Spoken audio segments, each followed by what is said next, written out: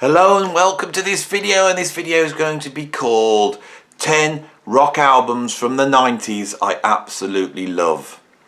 Okay, so in the 80s, right by the mid 80s, I was a full-on jazz snob. Listening to my ECM albums, Pat Metheny albums, you know, I'd come from that, from rock music. And when I mean rock music, I mean heavy rock, heavy metal. I don't mean Radiohead, so don't expect any Radiohead albums on here or Blur. And I love all those bands, but we're not going to get that. We're talking about heavy albums, heavy rock, heavy metal, whatever you want to call it nowadays, right? I came from that style of music and went through prog to jazz fusion, and by the mid-80s I was a full-on jazz fan. The musician that pulled me back to rock was actually Steve Vai, and his appearance on Eat 'Em and Smile.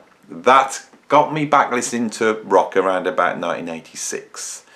Now the first album I'm going to pull up is actually not from the 1990s, it's from 1988, but I thought this is the way to introduce this. In the around about 86, a friend of mine went to see a band in Birmingham, and he came back quite stunned. He telling me stories of this band that was a sort of cross between funk, punk and metal, and the stage show was incredible, and he came back telling me all these stories about this band called the Red Hot Chili Peppers. I remember what he'd said, and I managed to check out some tracks on the Uplift Mofo Party Plan album, which I really liked. But back then I was a jazz guy, so I liked it, you know, and I knew it was there, but I was still making my journey down to the specialist record shops, and then one day I was looking through the John Patitucci and Tribal Tech albums, and I looked over and saw that there was a new Red Hot Chili Peppers album out, and I thought, oh sod it, I'll just go and buy that. So I did, and it was this album, Mother's Milk, and that really changed me. I took this home and I stopped listening to all the dodgy GRP jazz fusion, and I got into this. This was exciting. It pulled together loads of different styles. I liked the musicianship was really fantastic. It was funny. It was creative. And on the first track on here, there's a track called Good Time Boys. And on Good Time Boys, the Red Hot Chili Peppers, if I can find the lyrics in here, and I won't be able to because I never plan this stuff. So on Good Time Boys, it's a sort of statement of intent. And as they go through it, they basically, each verse they mention a band. So the last line of the first verse is, through the world of song our boldness is exposed, I'm talking about my buddies, Funky Up Fishbone. They then mention a whole bunch of other bands on here, Fire Hose, a whole bunch of bands, and I thought, what are all these bands? They sound like Red Hot Chili Peppers. So I went and started to check out those bands. And that opened a door. It opened a door to me back into rock.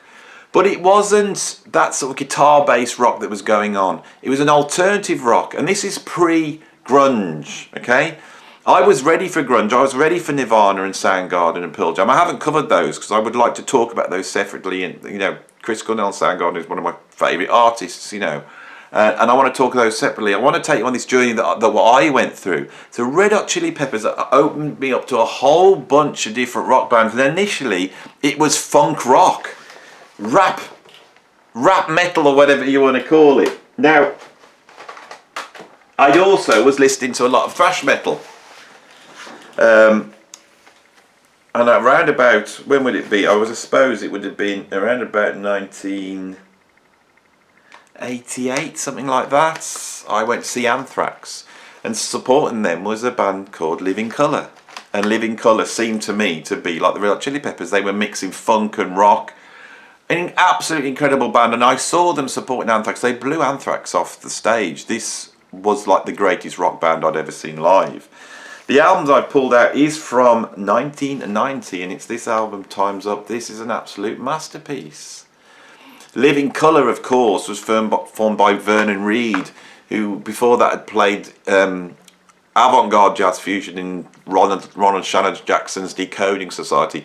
These musicians are all really well versed in jazz. They're virtuoso musicians, and the way they integrated sort of jazz improvisation into metal and they're very political, really reclaiming metal as a black art form, which of course it is. This is a black art form. This division we have in music where we say, oh, there's rap and there's soul, that's black music, and then we have metal and country, that's white music. Now these are all intertwined. There's the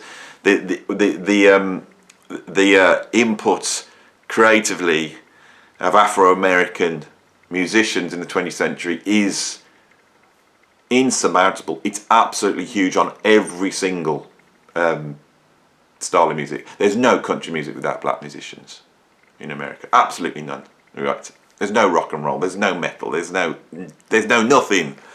And I was impressed by their political stance and the claiming of that, and their ability to bring in these extra influences again from jazz and the avant-garde and free jazz was incredible. Living Colour, one of the great rock bands of all time. Absolutely incredible band. They became my favourite. I think I've seen Living Colour 5 or 6 times.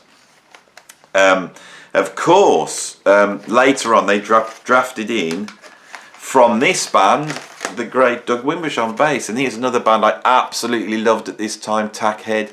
There's 2 albums I've got. I've got this one, which Friendly as a Hand Grenade, and then Strange Things, which was where they really put the budgets behind them. You know, Mick Jagger was behind them and he appeared on the album. But for me, this is the better album. This is one I absolutely loved. And this is sort of Living Colour, but shot through a lot more electronica. You know, they were linked into the Onu sound system, which was almost like a dance rave group. This is a really incredible, really using sample electron, pushing the envelope. Even today when you listen to it, in terms of a live band, there's very few live bands pushing the technology like this band was doing 30 years ago. It's an incredible achievement. Tackhead, don't think they got the, reputation they should have got. They should have gone down in history. Another funk metal band that I absolutely loved was Fishbone. Truth and Soul, incredible. The Reality of My Sound is an absolute masterpiece, but I haven't pulled that one out. I pulled out the heaviest of their albums, which is Give a Monkey a Brain and You'll Swear He's the Centre of the Universe. I saw this band 100 times as well. This again is one of the greatest bands of all time. If you like the Red Hot Chili Peppers, the classic Red Hot Chili Peppers, before they did Under the Bridge and then slowly went towards becoming a middle-of-the-road rock band, but if you really like that early Red Hot Chili Peppers where there's all that avant-garde energy, then go and check out Fishbone. Absolutely incredible band. And Fishbone bringing ska influences and even like sort of New Orleans jazz influences into rock music. Absolutely incredible. That's one of my favourite albums of the 90s. Okay. If the Red Hot Chili Peppers have a nemesis, it's most likely Mike Patton. Mike Patton and Faith No More, incredible rock band. I nearly pulled out The Real Thing by Faith No More, which is a fantastic album. And on there they almost parody the Red Hot Chili Peppers, which I think annoyed the Red Hot Chili Peppers. But Mike Patton's other band, Mr. Bungle. I'm just going to hold that album there for a while. Look at that. I don't know whether I've covered that on this channel. This is one of my favourite albums of all time. Absolute masterpiece. But Patton's other band, Mr. Bungle, really got under the Red Hot Chili Peppers' skin. And it's well worth to go and research that if you're interested in it. But this album is the crossing of funk rock, grunge, metal, thrash metal with the avant-garde of John Zorn and Bill Laswell and Last Exits and Naked City. It's actually produced by John Zorn, but this is a full-on metal album.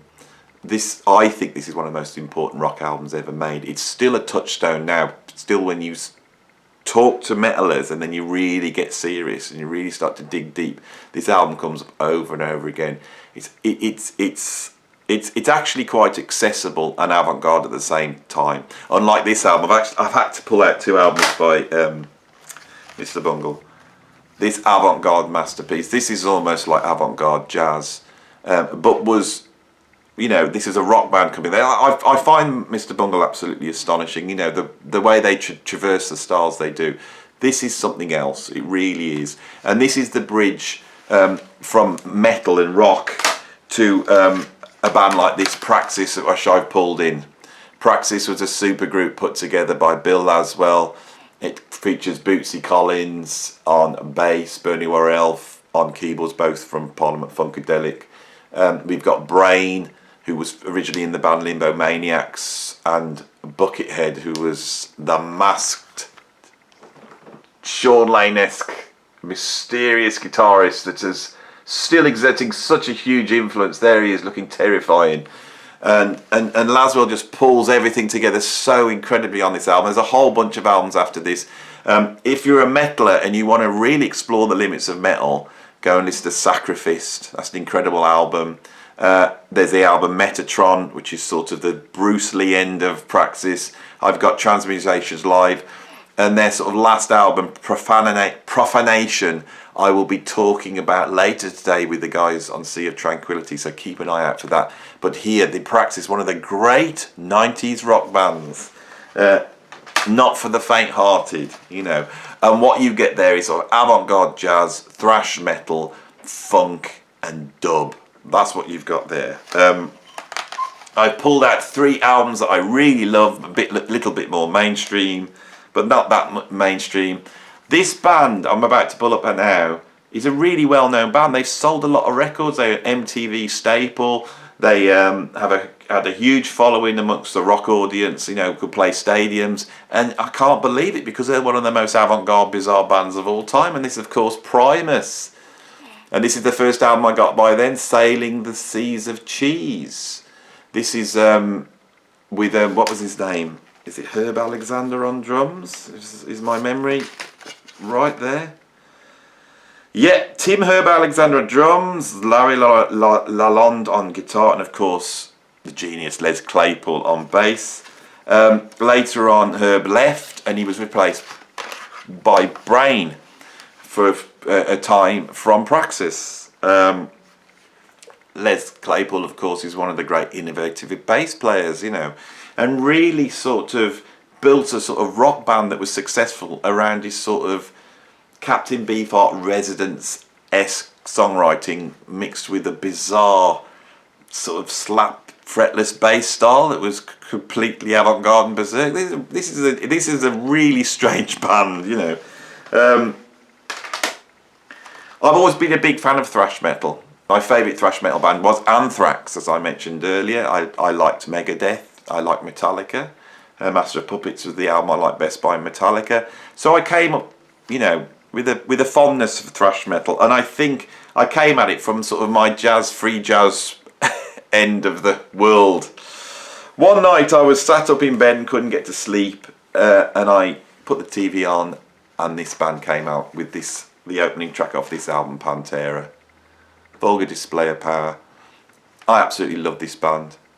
Right, absolutely incredible. I think it's thrash metal, but it's just laced with a funkiness and also a doominess, which is a sound all of their own. Of course, they almost start off as like a hair metal band, but they got something else about them. By the time they reach this album, this is an absolute masterpiece, I think. And the thing that really is incredible for me is Dimebag Darrell's guitar playing. His soloing is just so berserk, and unlike any guitar hero that's gone before, it's quite avant-garde, almost like somewhere between Steve Vai and Ornette Coleman. He really does not care about keys. He really does not care about, you know, a sort of linear logical solo. He's quite incredible. It's quite avant-garde. I think Dimebag could have operated in a free jazz group and would have been very, very interesting. I think so many modern metal bands to me just sound like cliches, computerized garbage with someone screaming a verse and then hitting the sort of Eurovision Song Contest chorus, you know, and try and just push the buttons of the youth to make them like it. When I listen to Phil Anselmo singing on here, he is able to scream, but in pitch and in key and in an absolutely beautiful way. It's an incredible vocal performance. I can't tell you how much I love this band. This is, for me, is one of the last great metal bands. Perhaps the last truly great metal band are these. And this is the last album of my 10, Rage Against the Machine. You know, I was going to pull the first album out, which is an absolute classic. But this, I think, has also become a classic. So I thought I'll pull that Evil Empire from, what's this, from 94, something like that. these bands at this time were just doing something so interesting. I think the 90s was like a renaissance for music, not just in terms of heavy rock, but in terms of jazz, although the jazz was hidden elsewhere. You can go and check my video out about that. But also in terms of dance music, electronic music, and all these things are rubbing shoulders. As I was going through my albums, I was thinking, well, can I pull that album, put that in the list? You know, like I nearly pulled Odelay out by Beck. I nearly pulled Fat of the Land out by Prodigy. And these rock albums, it's really hard. You know, it's like the Prodigy hit you like a rock band, but they're not. It's all programmed electronic music. But everything was crossing over. And some of the mainstream bands that emerged in the 90s, like Radiohead and Oasis and Blur, incredible bands that really had an impact to this day. As we move towards the end of the 90s, around 99, I really believe the music world changes. And we actually move into a different era. I think we've gone into a completely different cultural era. And I've had discussions on this channel about whether that was digital technologies. Digital technologies have reacted to the cultural change. You know, there's been a move towards a commercialism holding hands with a sort of perfectionist idea of music. And so the computers have been used to make things perfect, to make things more accessible, to take off the rough edges. You know, when I listen to modern rock bands now, there's no rough edges, there's no guts, there's no glory, there's no joy, there's no triumph, there's no victory. It's just a computerized idea of what youth would like.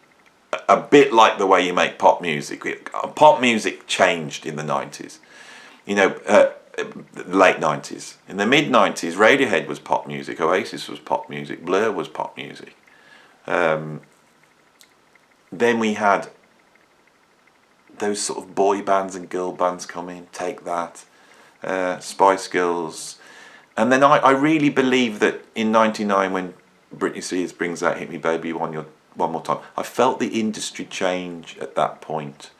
And I'm not criticising Britney Spears or Christina Aguilera or that change that I heard at that point. I'm not criticising. I think there's some fantastic songwriters behind those songs. But it's almost like music just then stalled. And everything's been in a loop ever since. Pop music's been in a loop. Rock music's been in a loop. Of course there's been success, you know. Hip-hop's been in a loop. It seems stuck. Commercialism has come back in the way it was before the great era of rock and roll and rock music. If you go back and look how pop music operated, you had esoteric forms of music like jazz, and then on the top of that you had a definite thing called pop music which was simple music for the masses to digest, and some of it was brilliant, right? But it didn't have that edge. When rock and roll and rock comes out, suddenly you're able to make pop music that is existing at a high level, and it's rock music. So rock bands are the biggest bands, you know, and they're making records that are selling loads. But because of people like Bob Dylan, it's given that edge, and the Beatles, they've given rock music an edge. You know, you're allowed to express yourself and say something. You're allowed to criticise the system and still be a hugely successful act. I feel around the late 90s that goes. And so we see the last gasp of creativity in rock music. Of course there's been some brilliant bands there, and under the surface there's all sorts of stuff going on, but they're all under the surface, you know. On this channel, a lot of what we talk about, and I'm aware of this, is influenced by commercial success. You know, the reason I talk about Fusion is because these bands sold millions of records, you know. And a lot of the bands, not all of them, but a lot of the bands I've just pulled up sold millions of records. And yet, a band like Primus, hugely successful band, but absolutely way out. Will we ever see that again in the music world? Will we ever have that? Or are we just cursed to follow the likes of Adele and Ed Sheeran and Kanye West? I've had discussions on this channel about this. There will be those that think that Kanye West and Ed Sheeran is exactly the same as the Beatles and Nirvana, that it's just different. That's called cultural relativism. I am not a cultural relativist. I think the whole point of culture is that some cultures are better than others. Oh my God, he said it. And maybe that's a video I need to do at another time, and if people don't agree, I may well do it, you know, but I don't accept that, and I've got an argument for it, and I think it's the safest way, you know, is realising that there's certain viewpoints that cultures could have that aren't as good as other viewpoints. And I think some of the things playing out politically at the moment in Europe show that sometimes you have to not be a cultural relativist and take a side. All right, and that's what I'm doing when I'm arguing for these bands I love. Thank you for watching. If you like. If you want to subscribe, and I'll see you on the next video.